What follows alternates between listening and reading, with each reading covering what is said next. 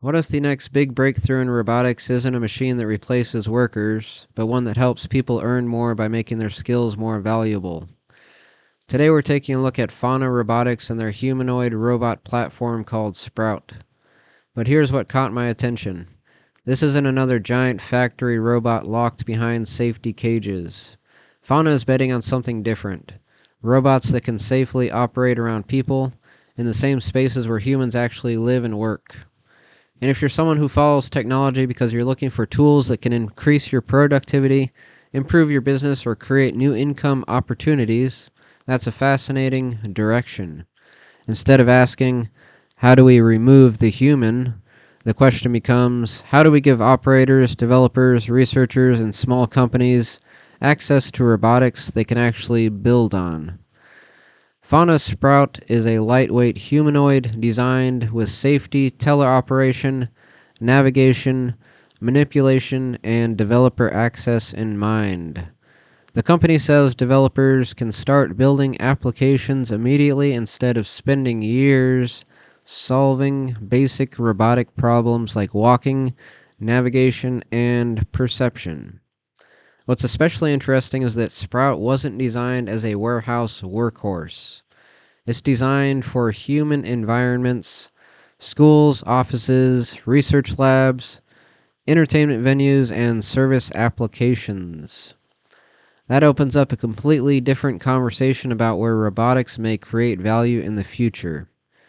So in this video, we're going to explore what Fauna Robotics is building, why major organizations are already paying attention, how teleoperation and humanoid platforms could eventually allow skilled operators to control robotic labor remotely, and whether systems like Sprout represent the beginning of a future where robotics becomes accessible to more than just billion-dollar corporations.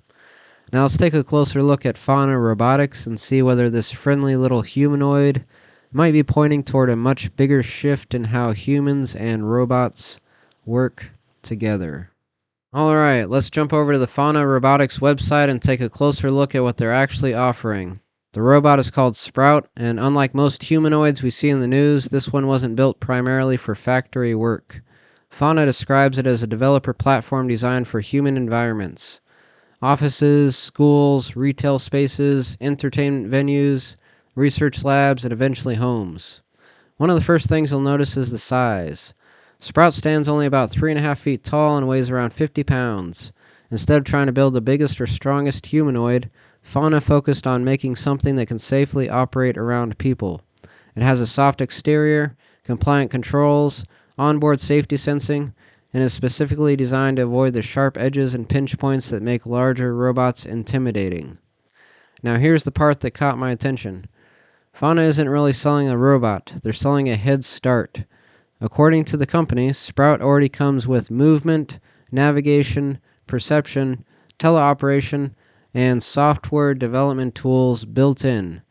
That means developers can spend less time figuring out how to make a robot walk and more time building actual applications. And that's where I think things get interesting for operators. Imagine being able to build a receptionist robot for a business, a robot tour guide, a robot greeter for trade shows, an educational robot for schools, or even a teleoperated worker that lets a skilled operator provide services remotely from hundreds of miles away. Those are the kinds of applications Fauna appears to be targeting. So, how do you actually get one?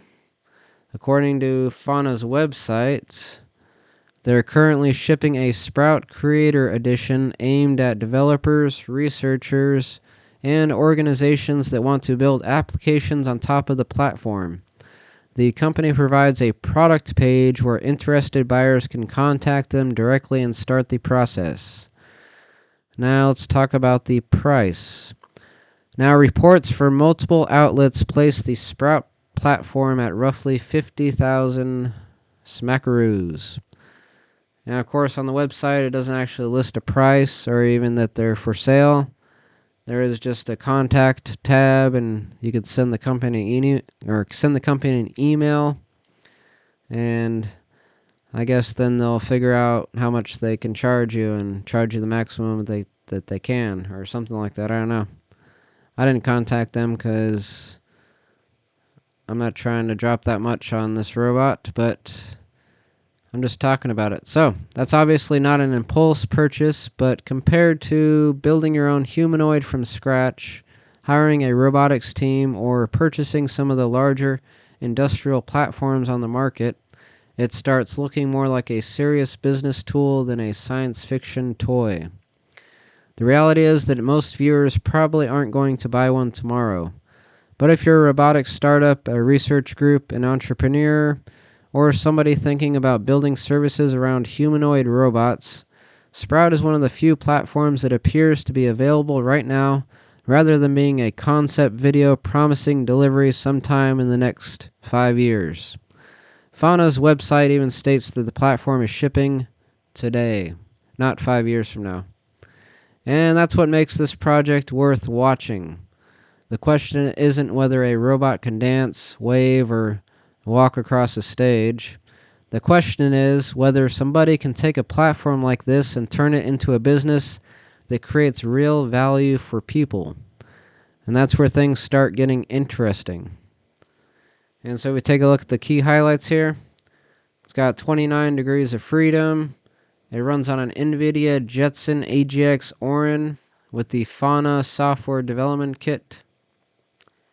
And then it comes with a full body VR teleoperation with the Meta Quest 3, which is not included, but you can connect it. Apparently it's set up for that out of the box. 4 microphone array with high performance DSP. Let's see, it's got a stereo camera system for navigation, mapping, and spatial understanding of indoor environments. And lightweight and designed with safety in mind for indoor operation. And then it has extensible APIs for locomotion, mapping, and embodied AI research. So you can build your own custom behaviors, integrate new models, and explore advanced robotics concepts across mobility, perception, and autonomy. And let's see here. Let's look for the power. Okay, so according to this, it's got a runtime of about 3 to 3.5 hours. And it runs on one of these multi-cell P50B cells. Let's search for this. Alright, so it runs on these kind of batteries right here. Assuming maybe it's a battery pack. But,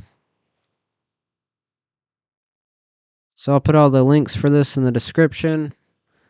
Let me know what you think about it in the comments. Let me know if you'd get one.